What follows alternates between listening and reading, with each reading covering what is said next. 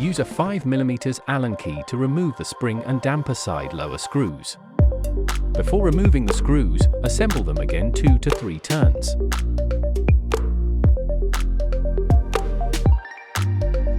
Use a plastic hammer to hit the head of both screws to detach the compression rod and cartridge from the lower press fit.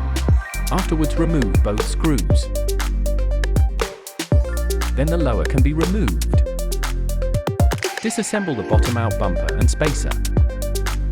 Use a 20mm flat-ground socket to remove the coil guide and then take out coil spring and compression rod assembly. Use an auto trim removal tool to remove the rebound knob and take out the small steel balls and springs. Use a 28mm flat-ground socket to remove the rebound cartridge.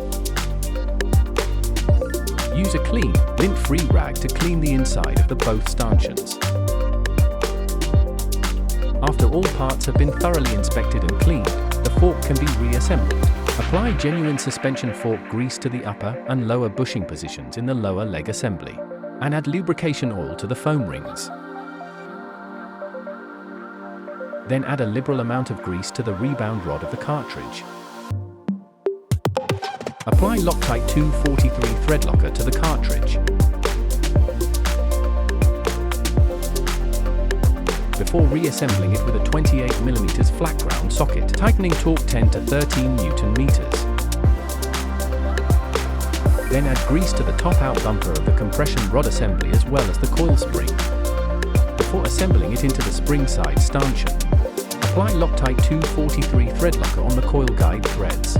Use the 20mm flat ground socket to assemble the coil guide back with a torque of 10 to 13 Newton meters. I install the bottom-out bumper and then apply grease on the contact surface between bumper and spacer so the parts stay put. Assemble the lower.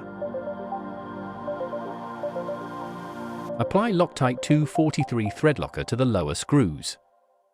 And use a 5mm Allen key to tighten the screws to a torque of 5 to 7 Newton meters. Apply Loctite 243 thread locker to the lower screws. And use a 5mm Allen key to tighten the screws to a torque of 5 to 7 Newton meters. Install the small steel balls and springs. And install the rebound adjuster knob. Slightly rotate the knob if it does not align with the hex counterpart in the cartridge. Test whether the rebound function. An adjustment range is given and the fork is performing smoothly.